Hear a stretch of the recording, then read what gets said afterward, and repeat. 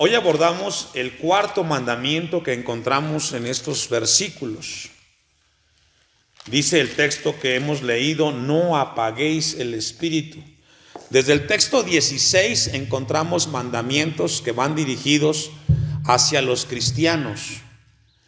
Y tiene que ver con nuestra vida personal, con lo que somos, no en el otro, sino que Dios quiere que cada mandamiento nosotros lo pongamos por obra en nuestras vidas. Si usted pone su vista ahí en el texto 16, dice: estad siempre gozosos. Es un mandamiento. No importa las circunstancias, Dios le pide a su iglesia que siempre estemos con gozo. Y no es que seamos masoquistas, que pensemos de que los problemas no nos duelen. Claro que nos duelen los problemas que nos afligen, pero lo que hace la diferencia es de que Dios tiene control de nuestras vidas. ¿Cuántos dicen amén? Y el gozo debe de ser una actitud siempre hacia Dios. Recordemos lo que Pablo escribe a los romanos, que dice que los que aman a Dios, todas las cosas ayudan para bien. Y también la palabra de Dios en el 17 dice: orad sin cesar. Otro mandamiento. Son órdenes que Dios le da a la iglesia. Tenemos que tener una vida de oración constante. Debemos de ser cristianos que tengamos un tiempo de comunión con Dios. Y no tiene que ser a veces de rodillas, no necesariamente, pero que nuestra mente esté siempre conectada con Dios. A veces podemos ir caminando o en el auto, en algún lugar, y con nuestra mente vamos orando, vamos pidiéndole a Dios. Nos habla de una actitud, no habla de una posición aquí, habla de una vida constante en oración. Y encontramos otro mandamiento en el 18. Y dice: dad gracias en todo. La Biblia nos enseña a los cristianos que tenemos que darle a Dios gracias por todo lo que nos pasa. Aún cuando nos enfermamos: Señor, gracias porque en esta enfermedad reconozco que necesito de ti. Allí encontramos un mandamiento más: dad gracias a Dios en todo.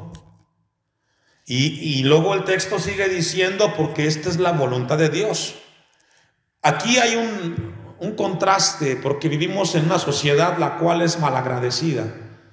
Vivimos en un tiempo en el cual la gente de hoy, su pensamiento es de que lo que alcanzan, sus logros, son por sus capacidades.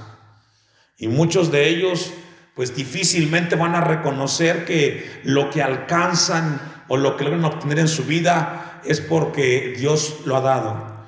Pero en el caso de los hijos de Dios, usted y yo reconocemos que todo lo que alcancemos y aún lo que no alcancemos en esta vida, tenemos que darle a Dios gracias. Aún así sea un momento difícil o una tragedia: Señor, tú sabes por qué pasan las cosas. Yo te doy gracias porque tu palabra me pide ser agradecido. Hoy hemos llegado aquí en la casa de Dios y hay que darle a Dios gracias porque pudimos congregarnos. Los últimos días he visto mucha gente que está postrada en las camas y que desean estar en un tiempo como el que tenemos nosotros y no pueden, están enfermos. Otros tanto están desanimados y no tienen el ánimo de congregarse. Usted y yo sí lo tenemos, gracias a Dios. Hay que darle a Dios gracias por ello. Encontramos entonces 3 mandamientos y viene un cuarto. Dice el texto 19: no apaguéis el espíritu. Y luego encontramos otro mandamiento en el texto 20, que todavía no hemos visto. Vamos a verlo más adelante. Y el texto 20 dice: no menospreciéis las profecías. Es otro mandamiento. Y luego encontramos uno más en el 21. ¿Y cuál es? Examinadlo todo. Encontramos entonces, hermanos, mandamientos. Y un último en el 22. Absteneos de todo mal. Así encontramos en ese orden mandamientos que Dios nos da a nosotros como cristianos. Yo le hago una pregunta a usted, porque este texto que hemos leído, usted lo ha leído muchas veces como cristiano. Pero ¿qué viene a su mente cuando usted lee el texto que hemos leído, el 19, que dice: no apaguéis el espíritu? ¿En qué piensa? o cómo lo entiende, mejor dicho. Le hago la pregunta porque yo sé que con el paso del tiempo, pues al leer la palabra, entendemos o discernimos de parte de Dios el significado de la palabra o de lo que está hablando ahí. La palabra apagar en el griego significa extinguir. La palabra apagar también significa sofocar, significa retardar, y da la idea como cuando hay un incendio, está ahí el árbol encendido y usted llega con un balde de agua, una cubeta, y se lo lanza. Estaba aquello ardiendo en fuego candente y de repente usted llega y le echa una cubeta de agua fría. ¿Qué pasa? A eso se refiere el texto.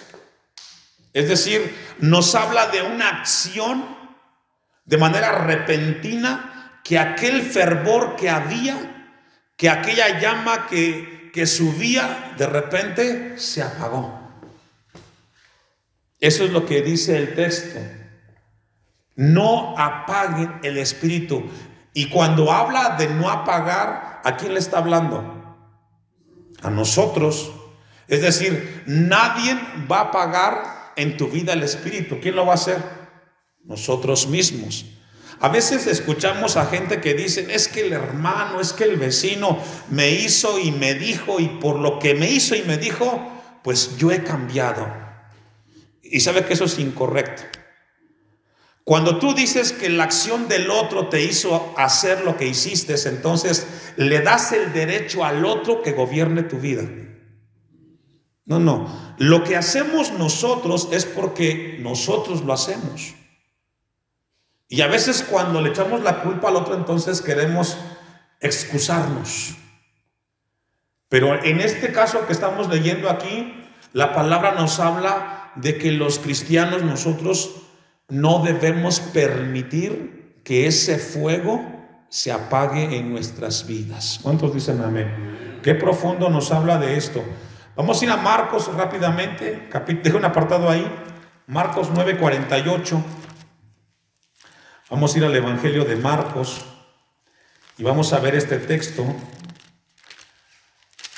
Marcos 9:48, que nos habla de la idea que nos habla Pablo cuando le escribe esta carta a los hermanos en Tesalónica. Marcos 9:48, donde el gusano de ellos no muere y el fuego, ¿qué hermanos?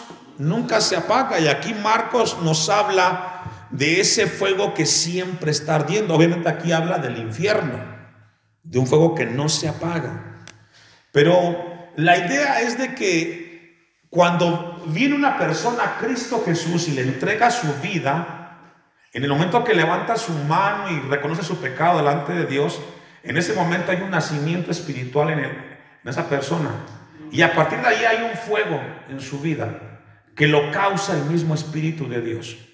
Recordemos en Hechos capítulo 2 cuando habla de que la palabra vendría el Espíritu Santo sobre aquellos que le recibieran y derramar de su fuego en cada uno de ellos. Habla de ese fuego. Vamos a una cita más. Vamos a Efesios capítulo 4 versículo 30. Epístola a los Efesios capítulo 4 versículo 30. Y aquí encontramos otra frase que seguramente usted ha leído y quizás la tiene en su mente en este momento que estamos compartiendo este mensaje. Dice Efesios 4, versículo 30, y no contristéis al Espíritu Santo de Dios. ¿Será lo mismo contristar que apagar? La respuesta es no, es distinto. Encontramos, o no lo busque, pero también en Hechos 7:51 nos habla de resistir al Espíritu Santo. Vamos a ver que no es lo mismo contristar que apagar. Porque Pablo lo que nos habla a los cristianos es a no apagar el Espíritu Santo. También encontramos en Mateo 12:24, no lo busque, cuando alguien blasfemia contra el Espíritu Santo. Son términos distintos y son acciones distintas. Pero el día de hoy Dios quiere hablarnos a nosotros acerca de no apagar el Espíritu Santo. Primera de Pedro, capítulo 2, versículo 2. Primera de Pedro, capítulo 2, versículo 2. Hay muchas maneras de apagar el Espíritu de Dios en la vida del cristiano. Hay muchas. Y las razones son tantas, porque el Espíritu de Dios tiene un propósito en nosotros como cristianos. ¿Cuántos son cristianos? Los que no son cristianos, pues el tema no les interesa. Pero en el caso nuestro sí. Porque una de las funciones que tiene el Espíritu Santo es de que Él nos ilumina la palabra de Dios. Él nos abre el entendimiento para poder entender la palabra de Dios. Cuando usted viene o cuando usted está en su casa, habla la palabra de Dios, abre la Biblia y comienza a leerla. Ese deseo, según la Biblia, que usted tuvo para hacer lo que hizo, fue impulsado por el Espíritu de Dios. Cuando usted viene para el templo y usted está en el trabajo y tiene ahí el pendiente de que no ha acabado su tarea, pero viene algo a su corazón y que dice: es que es día de culto y falta un cuarto para la hora y ya va a estar el pastor allá y ya va a estar allá los hermanos. Ese impulso es el Espíritu el que lo provoca en el cristiano. Y dice Pedro en el versículo 2: desead como niños recién nacidos la leche espiritual, no adulterada, para que por ella crezcáis para salvación. Ese deseo por la leche espiritual es un impulso que da el Espíritu Santo en el cristiano. No es algo que se le viene a usted y dice: yo siento. No, espiritualmente hay algo que nos mueve a hacer ese acto, esa acción. Y nos habla de que tenemos que desear nosotros, impulsados por el Espíritu Santo, a tener ese contacto con la palabra de Dios. Porque Dios quiere que crezcamos, Dios quiere que maduremos, y para ello necesitamos nosotros que su palabra esté en nosotros. Ahí en Pedro, capítulo 1, la segunda carta, ahí donde estamos, segunda de Pedro 1, 20, 21. Porque, hermanos, en la medida que nosotros nos alimentamos de la palabra de Dios, crecemos.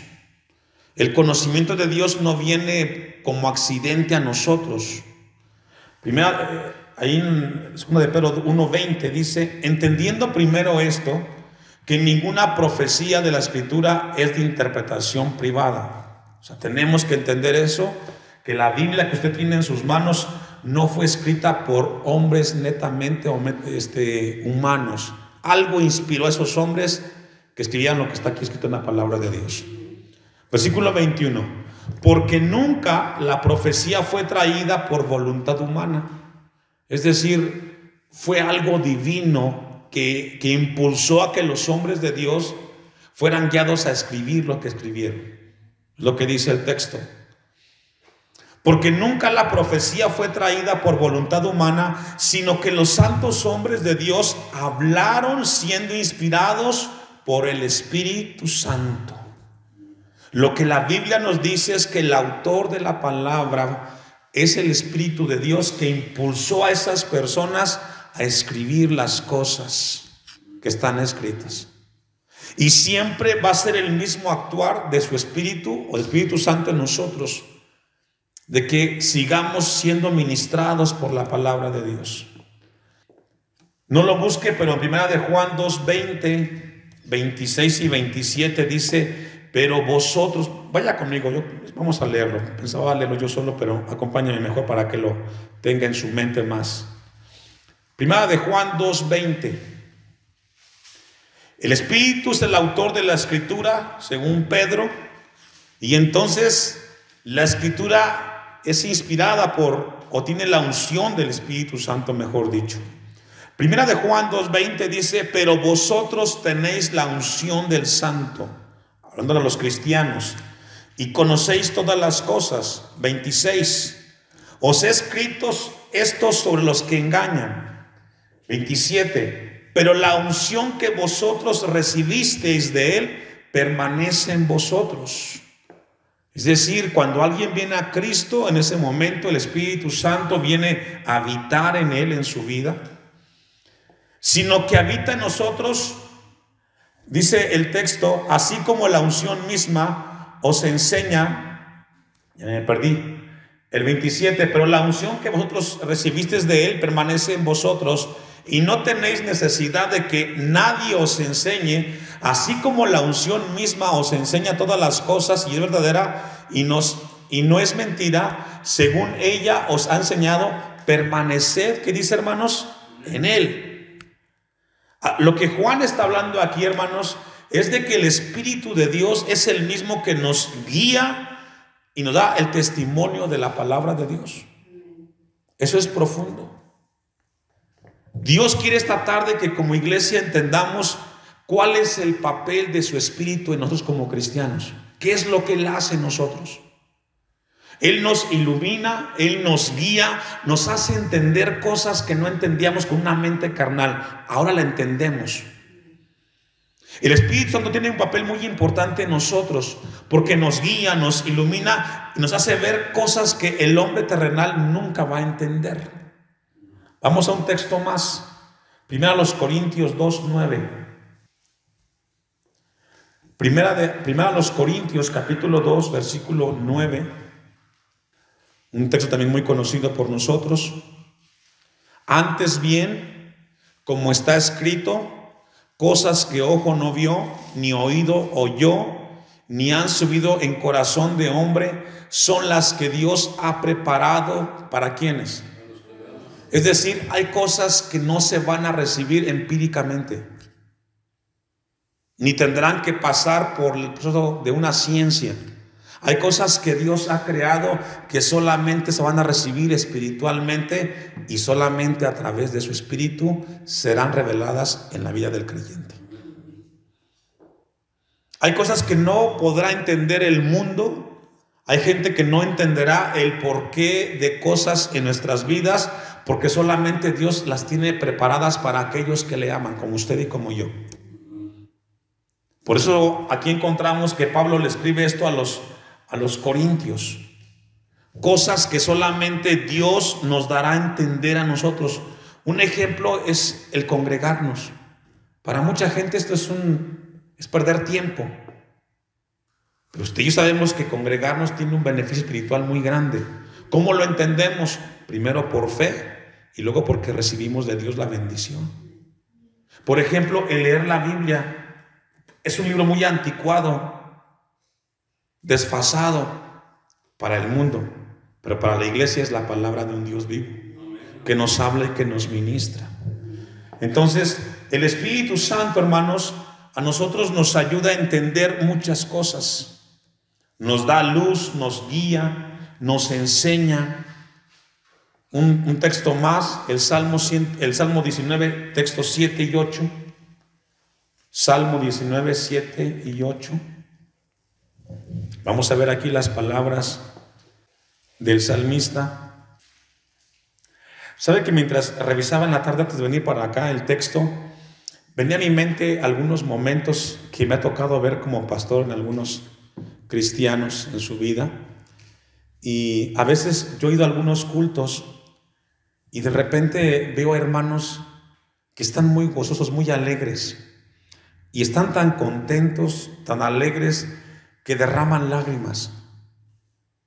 Y yo me pregunto, ¿y qué causa eso en el cristiano? O de repente lo contrario, a veces veo a personas que tienen un dolor muy grande y en su dolor lloran, pero en esas lágrimas a Dios le dan gracias. ¿Los ha visto? Cristianos que sufren una prueba y que cuando están orando en esas lágrimas que ellos derraman, usted les ve un rostro de tranquilidad y de paz. ¿Qué es lo que produce eso en esos cristianos? ¿Y sabe qué, hermanos? Es la paz que da el Espíritu de Dios. O sea, no lo entiende el hombre natural. ¿Cómo es posible que la gente esté sufriendo y ellos están pues en paz y contentos? Miren lo que dice el Salmo 19:7. La ley de Jehová es perfecta, que convierte el alma. El testimonio de Jehová es fiel, que hace sabio al sencillo. La palabra de Dios nos habla de lo importante que es la Escritura. Siempre tiene un mensaje la palabra de Dios. Dice el texto 8, los mandamientos de Jehová son rectos. Siempre que leamos la Biblia encontraremos principios con mucha rectitud de parte de Dios. Y dice el texto que alegran el corazón. El precepto de Jehová es puro, que alumbra los ojos.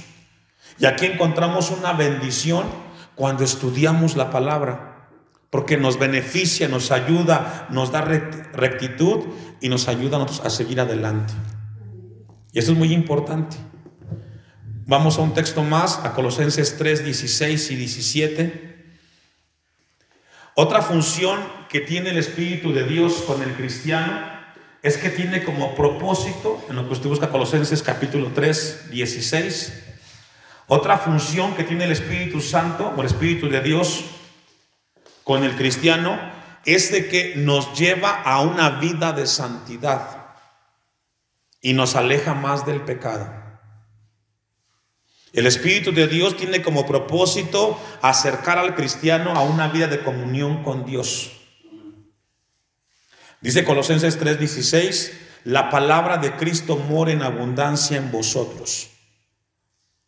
El Espíritu de Dios te va a llevar a que tengas todos los días contacto con la palabra de Dios y que te empapes de la palabra de Dios y que te llenes del mensaje de Dios, enseñándoos y exhortándonos unos a otros en toda sabiduría, cantando con gracia en vuestros corazones al Señor con salmos e himnos y cánticos espirituales. Todo esto lo hace el Espíritu de Dios en el cristiano. El cantarle, como ahorita lo acabamos de hacer, es el Espíritu de Dios que nos motiva a hacerlo al Señor. Esa es la función, acercarnos más a la comunión con Dios. Eso es muy importante que entendamos como iglesia, porque cuando nosotros apagamos el Espíritu de Dios, eso que hemos visto, ¿sabe qué? Se apaga. ¿Se ha preguntado usted por qué mucha gente que antes cantaba aquí en la iglesia ya no canta? ¿Por qué mucha gente que servía con gozo y con amor ya no lo hace? Porque algo en su vida apagó el Espíritu. Y lo que antes era tan normal, tan cotidiano, se acabó. Algo se hizo, algo dejó de hacerse y ahora aquello que era hermoso ya no se hace. Sabe que pararse aquí enfrente es una bendición porque primero tenemos la libertad y segundo el Espíritu Santo nos mueve a hacerlo. Pero el mandamiento tiene como propósito mostrarnos qué es lo que hace el Espíritu de Dios en nuestras vidas para que tengamos cuidado con nuestras decisiones y acciones, porque una acción o una decisión mal tomada apaga todo eso y de repente aquello que veíamos con gozo se deja de hacer, hermanos. Eso es bien importante. Vamos a un texto más. Vamos aquí a la epístola a los Gálatas capítulo 4 versículo 6. Gálatas capítulo 4 versículo 6. Y por cuanto sois hijos, fíjese aquí lo que dice el texto. Y por cuanto sois, dice el texto que somos, ¿qué, hermanos? Hijos de Dios. No todos son hijos de Dios. A veces hay un pensamiento que dice todos son hijos de Dios. Bueno, es una creencia, pero según la Biblia, solamente hijos de Dios aquellos que hemos nacido en Cristo Jesús. Los demás son criaturas, son creación de Dios, según la Biblia.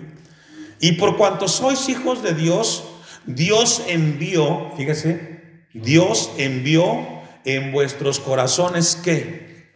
El Espíritu de su Hijo. ¿Sabe que cuando yo leía esto, me acordaba del tiempo que Jesús estuvo con sus discípulos? Que estaba con ellos, los reunía, caminaba con ellos, platicaba, escuchaban sus mensajes, veían sus sanidades. Y yo seguro estoy que eso fue muy hermoso, hermanos. No sé si usted en algún momento pensó que afortunado fue Pedro o Juan con Jesús cuando estuvieron en su ministerio, al ver tantas cosas de Cristo. Pues déjeme decirle que desde el momento que viene el Espíritu de Dios a nosotros, pasa lo mismo. Ahora está Cristo en nosotros. Es una bendición muy grande. Dice el texto, y por cuanto sois hijos de Dios, Dios envió, a vuestros corazones el Espíritu de su Hijo, el cual clama, ¿qué, hermanos? Abba, Padre. Lo que Dios quiere esta tarde, hermanos, es abrir el entendimiento y hacernos ver que el Espíritu de Dios está trabajando en nuestras vidas para buscarle a Él, para caminar en el Señor. Y que tenemos que tener mucho cuidado con nuestra vida espiritual, porque si no, entonces vamos a pagar esa bendición de su Espíritu en nuestros corazones. Vamos a Juan 15:26. Esto es muy importante entenderlo. Evangelio de Juan, capítulo 15, versículo 26. Juan, capítulo 15, ¿ya lo tiene? Versículo 26.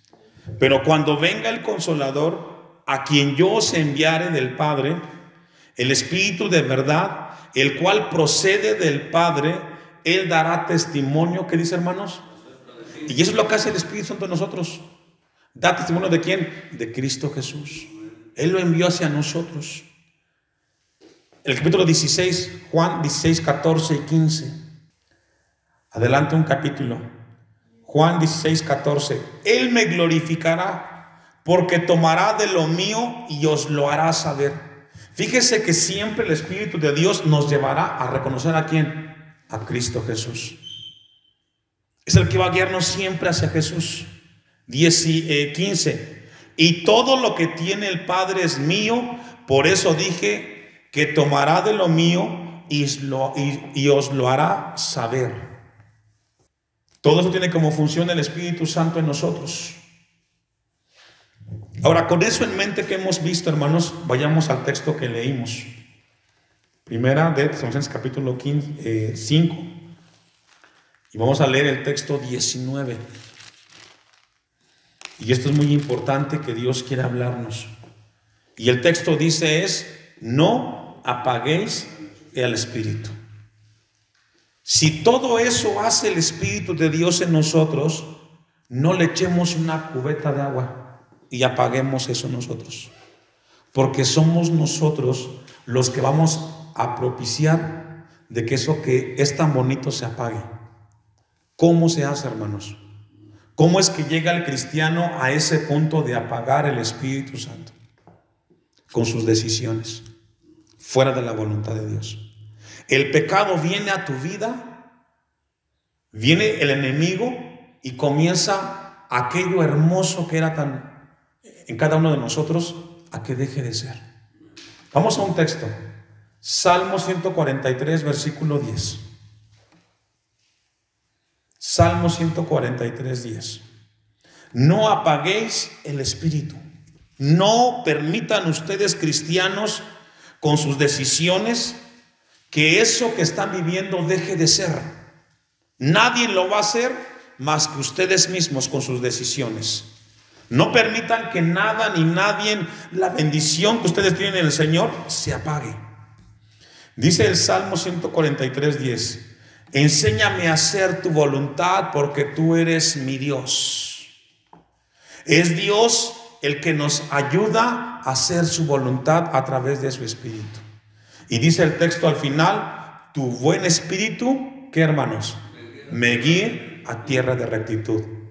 Fíjese hacia dónde nos lleva el Espíritu de Dios. ¿Hacia dónde? Hacia las cosas rectas, que glorifican el nombre de Dios. Siempre Dios, su Espíritu va a llevarnos a ese lugar, a una vida recta, hermanos. Y cuando eso no sucede es porque algo se ha apagado en el corazón del creyente. Por eso el mandamiento es tan enfático a los cristianos. No lo apaguen. Ustedes no permitan que eso que tienen llegue a alguien y ustedes tomen la decisión de que se apague. Yo he visto infinidad de mujeres y hombres en las iglesias que un día lo hacían con gozo las cosas para el Señor. Pero algo pasó. Ellos decidieron con sus acciones que eso que vivían ellos se apagara. Y ahora ya no hay nadie que los lleve a ese lugar de rectitud, porque apagaron. ¿Cómo se apaga el Espíritu de Dios, hermanos? Primero, el pecado. El pecado te lleva a que el Espíritu de Dios, eso que te guiaba, se apague. Tú pecas Y automáticamente esa acción te llevó a estar lejos de Dios. Y difícilmente vas a levantarte de ahí. Por eso hay que tener mucho cuidado con las decisiones, hermanos. Ezequiel 26, 27. Ezequiel 36, 27. Un pasaje con mucho mensaje, el de Ezequiel. Usted me alcanza. Y pondré dentro de vosotros, dice Dios, mi espíritu. Y haré que andéis, ¿me ayuda a leer? Es decir, el Espíritu de Dios te lleva a ser obediente a las cosas de Dios. Es lo que dice el texto. El que te hace obedecer, el que te impulsa para obedecer las cosas de Dios, es el Espíritu. Y cuando alguien ya no es obediente, hermanos, es porque ese espíritu está apagado en su vida. Ya no. El que nos impulsa en nuestra mente, en nuestro corazón, a obedecer a Dios, es su Espíritu Santo. Por eso esta tarde, hermanos, este mensaje es tan importante, porque está en usted y en mí que esa llama del poder de Dios nunca se apague, para que podamos servirle a Dios. Y si usted puede, y Dios pone en su mente hermanos que antes hacían cosas para Dios y no las hacen, oremos por ellos, porque ahora ellos ya no obedecen la palabra de Dios. Dice Ezequiel: y haré que andéis en mis estatutos y guardéis mis preceptos y los pongáis por obra. Aquí nos habla de que el Espíritu de Dios hará que el cristiano obedezca la palabra del Señor. Los preceptos, los estatutos sean puestos por obra. Es muy importante. Un texto más y aquí vamos a concluir. Jeremías 10, 23. ¿Quieres seguir siendo impulsado para obedecer la palabra de Dios? No apaguemos al Espíritu del Señor. Dice Jeremías 10, 23. Conozco, oh Jehová, que el hombre no es señor de su camino. Es decir, Jeremías dice, el hombre no decide qué hacer con su vida. Es Dios el que tiene la vida del hombre en sus manos. Conozco, oh Jehová, que el hombre no es señor de su camino, ni del hombre que camina es el ordenar sus pasos. A veces he oído frases que dicen, yo soy el dueño de mi vida, soy el arquitecto de mi destino. Es una frase. Realmente el que dirige la vida del hombre es Dios, y Él determina el final del hombre. Eso es muy importante, y es lo que dice Jeremías, que el hombre no es señor de su camino. El hombre no decide cuál es su final, eso lo decide Dios. Y es Dios el que dice en qué momento y a qué hora. Ni del hombre que camina es el ordenar sus pasos. Aparentemente el hombre decide ciertas cosas, pero el punto final lo da Dios. ¿Sabe que hace 8 días en el templo de Morelos llegó un hermano que se llama Francisco Juan, papá de una de las hermanas de la iglesia? Y hace como 7 meses, hermano, me mandaron llamar. Se puso muy grave, le dio COVID. Tiene 87 años el hermano. Y el día que yo fui a verlo, hermano, estaba postrado en su cama. Ya ni hablaba, solo escuchaba que respiraba. Ni abría los ojos ni nada. Yo hablé con él. Bueno, yo le hablaba, él no sé si me escuchaba. Yo hablé con él, le leí la palabra, oré por él, hermano. Y yo sí me fui y dije, Señor, guárdalo, porque yo creo que ya no se va a levantar. Me fui y a los 15 días volví a regresar y lo encontré igual. Solamente comía por sonda, ni abría los ojos, hermano. Los hijos lo fueron y lo llevaron a 5 o 6 médicos distintos para ver qué pueden hacer con él, y todos decían lo mismo: se va a morir. Hermanos, hace un mes me llama la hija del hermano, ¿y qué cree? Ya estaba comiendo el hermano. Ya estaba comiendo. Yo fui a la casa de él, lo encontré sentado, ahí en su cama, hablé con él. Hermano Pancho Juan, ¿cómo está? Estoy vivo, hermano. Le digo, gloria a Dios. Y el pasado domingo llegó al templo con su andadera, porque anda con andadera. Estuvo 7 meses postrado en la cama. Perdió la fuerza de sus piernas. Y verlo el domingo ahí sentado en la primera fila, digo, Señor, verdaderamente tú tienes la última palabra en la vida del hombre. Tiene 87 años el hombre. Dios lo levantó de un estado tan difícil, hermano. Ya está caminando y lo que él me dice ahora, yo le prometí a Dios que si me levantaba de ahí, iba a ir al templo y a compartir lo que él hizo conmigo. Habla, ahora se apoya con su andadera, pero está yendo al templo. ¿Por qué le comparto esto? Porque es lo que dice Jeremías 10:23. El que ordena los pasos del hombre es Dios. Él decide hasta el final. Los hijos no se logran explicar qué pasó. ¿Sabe por qué? Porque hasta el mismo hermano, antes de que entrara en ese cuadro, repartió su herencia. A todos les repartió. Y dijeron, pues ya se va a morir. A todos nos repartió. Bueno, sigue vivo. Ahí está el hermano. 87 años, pasó un cuadro de COVID, estuvo 7 meses, sus pies perdieron la fuerza y ya ha comenzado a caminar el hermano. Entonces, hermanos, no apaguemos el Espíritu de Dios en nosotros. Tengamos mucho cuidado. Esta tarde Dios quiere que tengamos este mensaje en nuestras vidas. No le demos lugar a nada y a nadie que lo que tenemos de Dios se apague, para que siempre le sigamos sirviendo al Señor.